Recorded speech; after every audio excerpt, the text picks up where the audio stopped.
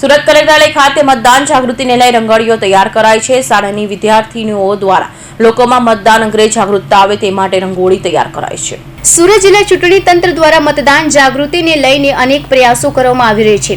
ત્યારે સુરત કલેક્ટર કચેરીના એ અને બી બિલ્ડિંગમાં મતદાન જાગૃતિને લઈને રંગોળીઓ તૈયાર કરવામાં આવી છે। શાળાની વિદ્યાર્થીનીઓ દ્વારા લોકો મતદાન પ્રત્યે જાગૃત થાય તે માટે વિશાળ રંગોળી તૈયાર કરવામાં આવી છે, જેમાં લોકશાહીના તમામ મુદ્દાઓ આ રંગોળીમાં આવરી લેવામાં આવ્યા છે। આપનો પરિચય? હું હિનાબેન ગિરીશકુમાર ચાપાનેરી સંસ્કાર ભારતી વિદ્યાલયમાં એક ટીચર તરીકે છું। તેમ અહીં અમે સવારે 8:30 વાગે અમારી 8 વિદ્યાર્થીનીઓ અને એક ટીચર સાથે રંગોળી માટે આવ્યા છીએ। આ રંગોળી દોરવાનો મુખ્ય હેતુ અમારો કે હાલમાં આવતી 7 તારીખે 7/5/2024 ના રોજ જે આપણી લોકસભાની સામાન્ય ચૂંટણી છે, એ ચૂંટણી માટે લોકોમાં જનજાગૃતિ એટલે કે લોકોમાં જાગૃતિ ફેલાય, મતદાન કરવા માટે તેઓ પ્રેરિત થાય, તે માટેનો અમારો મુખ્ય હેતુ છે ને એ હેતુને ધ્યાનમાં રાખીને અમે આ રંગોળીનું આયોજન કર્યું છે। એમાં અમારી ધોરણ 9 ની વિદ્યાર્થીનીઓએ હોંશભેર ભાગ લીધો છે।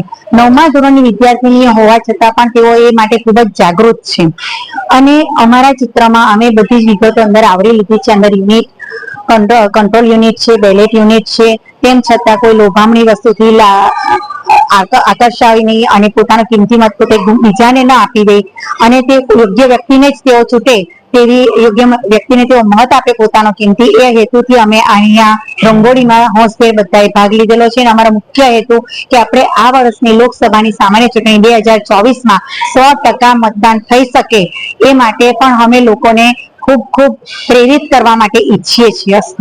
નમસ્તે, મારું નામ દરજીબેન પરેશકુમાર છે। હું ધોરણ 10 બ માંથી સંસ્કાર ભારતી વિદ્યાલય સ્કૂલમાંથી બોલું છું। આજના દિવસે અમે મતદાનના ચૂંટણીના એના પ્રમાણે અમે અહીંયા રંગોળી કરી રહ્યા છીએ।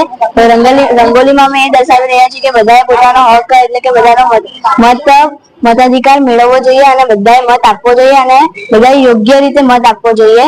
દરેક અમે અહીંયા રંગોળીના હેતુથી દર્શાવી રહ્યા છીએ કે અમારો હેતુ શું છે, કે અમે કહી રહ્યા છીએ કે મત કેવી રીતે આપવું જોઈએ। અમે અમારી રંગોળીમાં નવું સંસદ ભવનને બી દર્શાવેલું છે અને એમાં બધા પ્રકારની ચૂંટણી અને બધા પ્રકારનો અધિકાર મેળવવો એવી રીતે અમે અમારી રંગોળીમાં દર્શાવી રહ્યા છીએ।